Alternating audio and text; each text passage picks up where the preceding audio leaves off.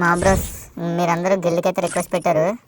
పెట్టిన వాళ్ళందరినీ మ్యాక్సిమం అందరినీ యాక్సెప్ట్ చేశాను. కానీ కొంతమంది ఇగోండి అవతారు బ్యానరు నేను చెప్పినవి పెట్టలేదు, వాళ్ళని మాత్రం ఇంకా యాక్సెప్ట్ చేయలేదు.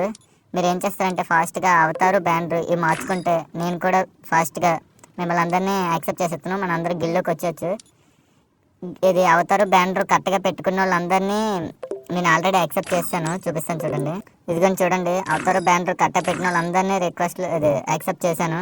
చూడండి, ఇంకా 10 మంది చాయిస్ ఉంది. బేగా అవతారు బ్యానర్ మార్చుకుంటే నేను యాక్సెప్ట్ చేసేస్తాను. మీరు కూడా మన గిల్డ్లోకి వచ్చేయచ్చు.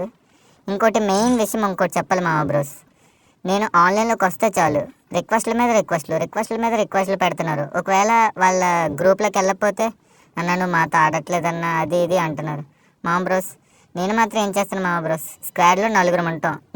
ఆ ముగ్గురు సబ్స్క్రైబర్లతో ఆడుతున్నాను. మా మచ్చగాడిని కూడా ఇన్వైట్ చేయట్లేదు.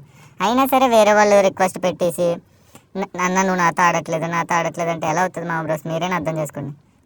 గిల్డ్లోకి యాడ్ చేశాను కదా, మీరు గిల్డ్ మేట్స్తో ఆడండి. గిల్డ్ మేట్స్తో ఆడి గిల్డ్ స్కోర్ చేశారనుకో, గిల్డ్ ఇంకా ఎక్కువ అవుతుంది, ఎక్కువ మంది వస్తారు. అది మాత్రం ఒకటి గుర్తెట్టుకోండి. హాలిడేస్లో అయితే పర్లేదు, కానీ నార్మల్ డేస్లో అయితే నాకు ఉండేదే గంట. ఈ గ్యాప్లో కూడా మీరు నాతో ఆడట్లేదన్న అలా ఇలా అంటే నేనేం చేయగలను మా బ్రోస్?